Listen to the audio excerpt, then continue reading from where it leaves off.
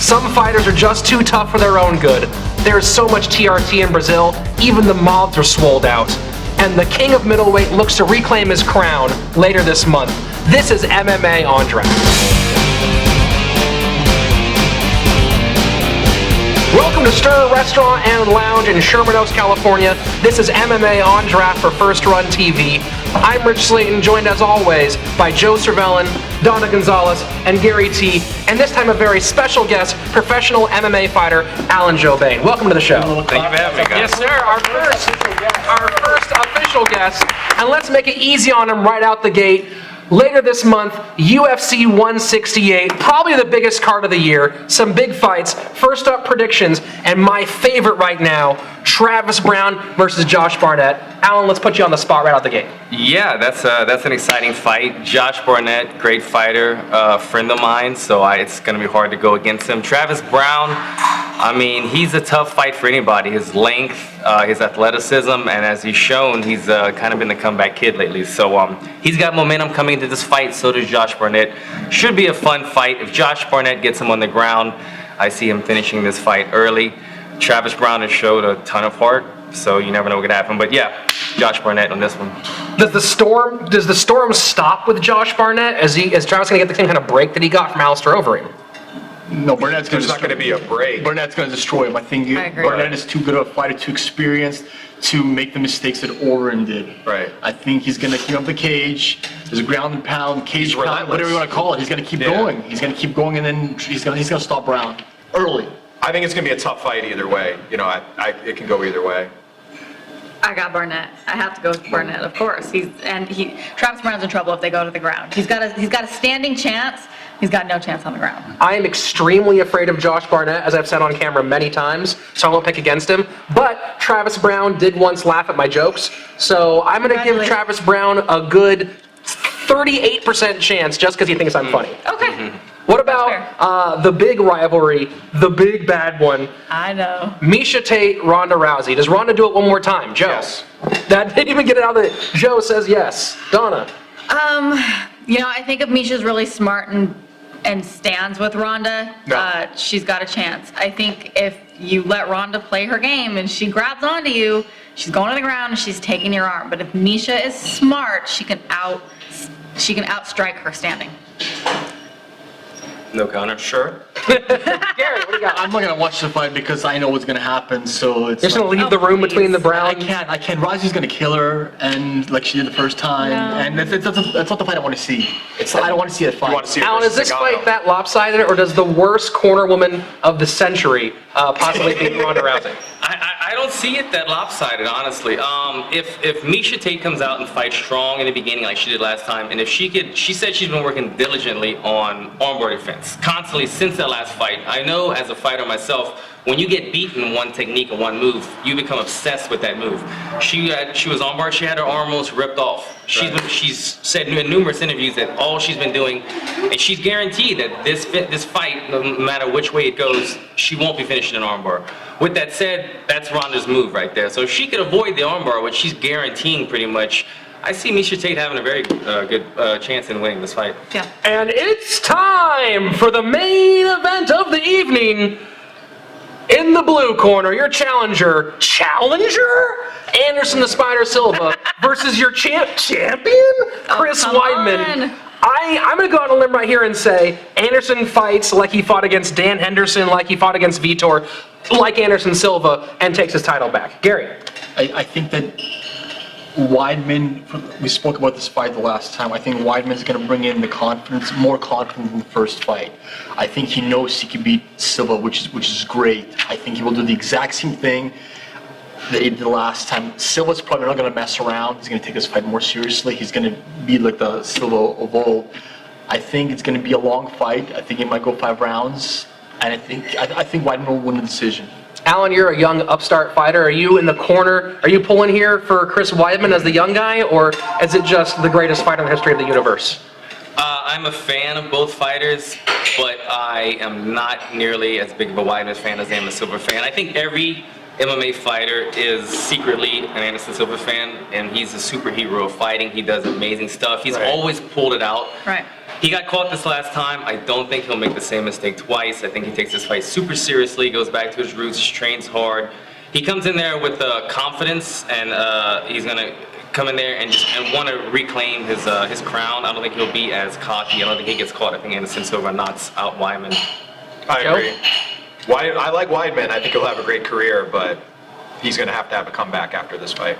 2 for Silva, 1 for Weidman. Donna. I gotta go against the regular fan grain. I agree. Anderson Silva is an amazing fighter, probably the best MMA fighter in history. However, I don't think that Weidman winning that last fight was a fluke. I really don't, and I think it takes away from who he is as a fighter and takes away him as a champion right now. I think that he has just as good a chance of beating Anderson in this next fight as he does. And as he did in the last fight, and I'm agreeing with Gary, who knew. Okay, so we have First time ever. first time agreement. So we have Gary Weidman by decision, Silva by ass whooping. ass whooping, sure. I think Silva he by catches him with some kind of kick or something. catches him. Knockout, yeah. I'm actually going to switch it up. I'm going to go Silva by submission. I think he's going to beat him up I on the like feet, that. and I think he's going to surprise him and take us back somewhere in the 3rd or 4th round. Donna, you have Weidman by You know what? I'm gonna say knockout again. Why not? 2 for 2. Lightning can strike. Now that brings up an important discussion. Those Yeah. knockouts, especially big hands of Weidman, can really change a fighter or a person's future getting cracked like that. Right. Do fighters need a different level of compensation and financial protection? That's a good question. When it comes to the way they're putting their bodies on the line, especially a pertinent question for you, Alan. Yeah. Is there any place for a fighters union, or should there be should there be something different about the way that Yes. fighters are compensated? I mean, as a fighter, I'm obviously going to be biased. We don't get paid nearly enough. If you do the math, it doesn't work out. You fight 4 times a year, and in the beginner leagues, the B and the C leagues, we're only making a couple grand at most for fighting, and we have to pay for our training, our supplements, injuries, everything. It doesn't make sense, and you have to pay out your coaches, pay out everything. Right. So a union would be phenomenal. Will it ever come? Eventually, I hope so. It'd be great to have somebody backing us, supporting us. But yeah, we don't make enough money. How will that mix with management? Is that going to be a whole, because I'm sure there's a lot of managers who like managing fighters. Will that take away from their cut, or will you need managers at all? Or is the union You'll rep? always need managers, managers. Yeah, you'll yeah. always need Yeah. managers. But is that an extra pie you got to pay? You got to pay the union now. But and even when you're an actor, if you're SAG-AFTRA, you still Right, have you a still have- manager. And it's important. Sets minimums, right? Just sets a minimum rate. A fighter's Which tool exactly is should his be higher body. than now. So Right. I think even more importantly, because the money will come, eventually this sport will evolve to a place where you guys are making the type of money that professional athletes make to live off of. I think more importantly than that, the union needs to be established. Healthcare obviously will be available. Healthcare, for We're not sure. getting into that conversation, Yeah. but it will be available to a lot more people in a couple months, which is awesome. And because fighters, Alan and I could probably name off 10 fighters we know right now that have not been treated for injuries or other ailments because they don't have health insurance. that's not And if cool. we continue to Yeah. ask these guys to use their bodies as their tool for our entertainment without offering them the protection of a union and healthcare, it's a tragedy in my opinion. Well, if we want to grow the sport, just like as in football, you have kids playing from small young age, and they go through the high school, college, and we're growing them so that when they get to the top level, Absolutely. they're these phenomenal athletes. They're not two-year vets. You know, they've been doing this their whole life. So in order to grow as an MMA fighter, we have to go through all Absolutely. these amateurs and grueling, training and fight camps. So yeah, we need somebody. We need like you said, healthcare. We need all that stuff to get to that level because it's too hard right now when you have guys like GSP Absolutely. that have all this money Right. who can bring in the best guys. He's got a best whole training. country behind him. Who's Yeah. going to compete Yeah. against some upcoming fighter, that lives in the valley who Right. doesn't have any money, who's Right. injured all the Right, time? How and does he can't get to get that treated. level now? Absolutely. So If you're negotiating for the union, what's your first priority? Is it fighter pay or is it medical coverage for all Medical fighters? coverage. Medical coverage. The pay will come. The sport is on its Agreed, way. The sport is on its way to being the top 5, one of the top 5 main sports that we watch. If we do not protect these guys, if we do not protect their bodies and help repair their injuries, then we don't have a sport to watch. Right.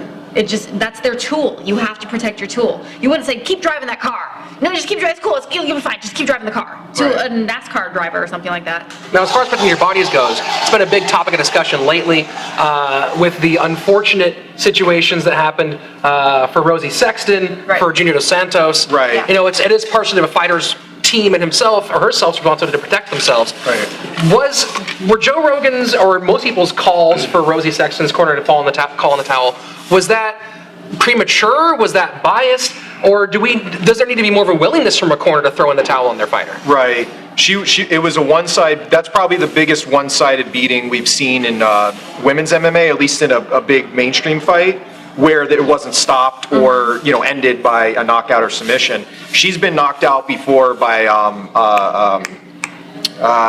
can't remember her name. A human. She got knocked out by a human before, but she was not getting dropped that time. Yeah, I watched that fight last night, and I hadn't seen it the live time, but watching it last night, it was somewhat difficult to watch at times. Yeah. With that said, you see her take this horrible beating where you wanted the fight to stop, and then she would have a spur of the moment comeback. Right. And so that, I think, is what keeps the ref from wanting to stop it. I don't think the ref was anywhere close to stopping it. Yeah. But if I was a concerned ref, you're waiting to see if the fighter still has that spark, the willingness to fight, trying to come back. And she did have that. Right. But she was taking a horrendous beating, and I hate seeing that. I mean, she took a bad beating, and that could affect her later on in her career. Gina Carano knocked her out. No, I'm saying Gina Carano knocked her out with one elbow, out cold, with her eyes were open, out cold. So she has a great chin, but it is possible to knock Rosie Sexton out, although Gina was a lot bigger than her. That fight, she had the spark, she had the will to fight, but she just, I don't know if there should be a rule where they should almost be judged by not just the spark. And so there's intelligent defense, there might be the spark or the sporting chance or whatever it would be called, but she just didn't have the power compared to Andrade.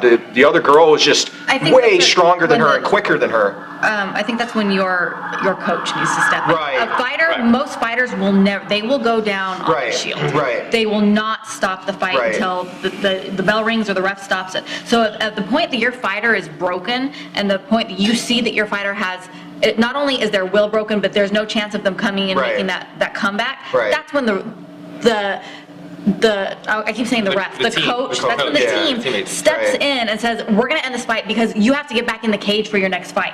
And Chael actually said a great thing that I agreed with after the last JDS and Kane fight, was that JDS's corner should have stepped in and stopped that fight because they're taking away his time in the next fight. The more your Right. fighter takes punishment and the more, there's only so much your body's going to be They're able to killing the take golden for goose the by long doing that. haul. Yeah. So stop it when they're broken. You can see when a fighter's broken. We all of us who love this sport can see when a fighter's broken. Diego Sanchez going into that last round with Gil Melendez he did not, there was a flash knockout. yeah. There was no chance that Diego was not still in that fight. Right. That last 2 rounds of JDS and Kane this last time, that did not need to happen. The thing is, though, if he got caught, I agree with you, but if JDS Does caught him JDS with, have it in him to get caught? I don't think he had it in him. if he caught Kane with one of those, I agree, but I home don't run think he had it in shots, him. it would have changed the fight just like that. As a league, should they step in and set rules where since it's female and not male? Are you should, kidding me? Let me say that because should there be a different Kid away. shouldn't there be a different criteria of punishment? No. That a woman can't take more than a man. No. Why not? Why not? Why would there be a different criteria? Right, you're letting them fight as Right. fighters. I just think it's going to take some time. It I was think obviously. women will be opposed to it too. Right, exactly. That's why Rosie was, started the Twitter battle with Joe Rogan, or not a Twitter battle, but he said, "Look, I respect you. I just think you were taking." You know what? Here's what you have to do. Gary, you need to come to my gym or to her gym. You need to train with some chicks because you have this. You're more than welcome to come Why to is it? Why Teperman. We can have this women discussion. playing NFL? I mean, any sport where They're not fighting men. It's That's real. not the same. Because nobody's interested in watching women's professional get it. football. People want to watch women's fights. Rosie was taking shots that would have knocked a lot of dudes out. A lot of dudes would have been knocked I got out it, by but in tennis, Hitting there's them that 3 way. sets, not 5. Why isn't there 5 sets? You know what I'm saying? There has to be some kind of a level where. Why does there have to be? Yeah, why does there have to be? A marathon's a marathon's a marathon. That's the way Women won that's the way it is. though. I'm 26.2. not saying it should be like that. I'm just saying that's the way Alan, it you is. train Here's the with- you train with criteria women. from what I'm aware of. It's kind of conflicting. I do think Right. the event should have been stopped, the Dos Santos fight, a little bit earlier to not punch so many holes in his ticket, so to speak, Right. in that fight. But what it is that the refs are looking for is, I think the criteria is on the circumstances of the event. My first professional loss, I was kicked in the liver. I went down, it took my breath away. I knew it could have kept fighting 10 seconds later with Big John McCartney. stop the fight. He tells me later, you're young in your career, you don't need to absorb any extra punishment. Right. I always respected John for that decision. Now, if I'm fighting, ever since, by the way, let me just add, ever since that decision, I tell the refs before the fight, don't stop this unless I'm dead. Because now I know. I don't want it to be stopped. But if I'm fighting for a world title and there's a lot of money at stake, you let the guys fight. Absolutely. It's a lot more online. And the refs tell you that. This is your pro debut. This is the amateur. I'm stopping amateurs. They stop it prematurely. Oh, yeah. Right. Pro debut, first 5 fights, they're not going to let you take a ton of damage. If you're fighting for a lot of money on the line for a world title, they're going to let you take a lot of damage. But with that said, Dos Santos, Right. I'm sorry. JDS King, Dos Santos, yeah. he took too much damage in that fight. Absolutely, he did. And no, I don't think it should matter the sex because the women are fighting. You got to remember, the women are fighting women who are physically matched up against them. If it's a woman and a guy who's in a heavier weight class, Right. then you have a valid argument. But 2 women that are matched up as athletes who have trained for it are no different than the guys fighting with a matchup. True. So, That might have been an uneven matchup though, because Rosie should probably be fighting at 115 if there was Right. that weight class. There isn't, So and that's the they're problem with the limited right younger, now. with the Yeah. smaller fighters. Right. We've talked about this with the guys. There's Right. not a deep pool for the smaller fighters, and that's up to Rosie and her camp. Yeah. If she's willing to take that kind of punishment. Right. And one of the questions that rises is, what rule changes do and don't make sense? Should there be a rule change here, or should it just be We should ask on the... Big John McCarthy. We should ask Big John, of course. The Or should rule it be change on- would be genderless. It would be about, you know, the Absolutely. sporting chance or that spark or. Or is that, again, the corner's responsibility? Yeah. Other rule changes. You down with TRT? Yeah, you know me. Right? I mean, do we need to change the way we think about testosterone replacement therapy? Is it creating, you were showing me pictures earlier of Vitor from a year and a half ago versus Vitor now, and he's veiny. Noticeably different. Yeah, there's some veins. So, at what point do we make a change there? Should fights be allowed? Should fighters who have TRT questions be allowed to fight in venues where they don't do testing? I have a dumb question. Why are they using TRT in the first place?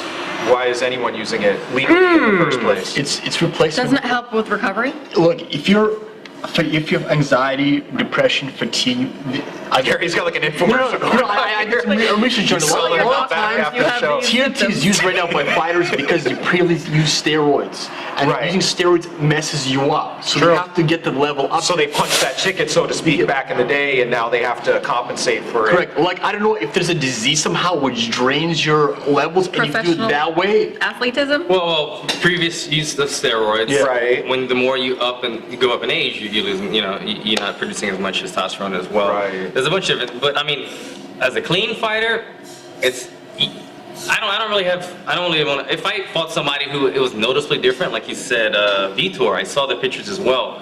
It's kind of He's hard to deny. Yeah, terribly different. And what's his name? The heavyweight as well. Alistair. Alistair. Oh my goodness. I mean, between since He does look like a different person. since his last fight in his previous organization to his UFC fight against Travis Brown, he looks like he lost 20 pounds of muscle, Yeah. or the shreddedness and everything. Yeah. So it's tough for clean fighters not to notice that. Yeah. But what should the gauge be? Should the UFC say, okay, well, knowing that these guys may have used steroids in the past, and they're just using this as an excuse to be within the legal levels, Right. but they're trying to fix the body that they damaged, Right. rather than some guy who's got some weird illness, It's- and you said yeah. TRT strain, and he has to legally use it for a legit reason. What do you think the boss should do? If you want to answer that question, if you want natural testosterone, look no farther than this guy. This has been MMA On Draft from Stir Restaurant and Lounge in Sherman Oaks, California. I'm Rich Slayton. Joe Cervelli. Alan Joban. Donna Gonzalez. Gary Teperman. You're watching MMA On Draft from First Run TV. See you next time.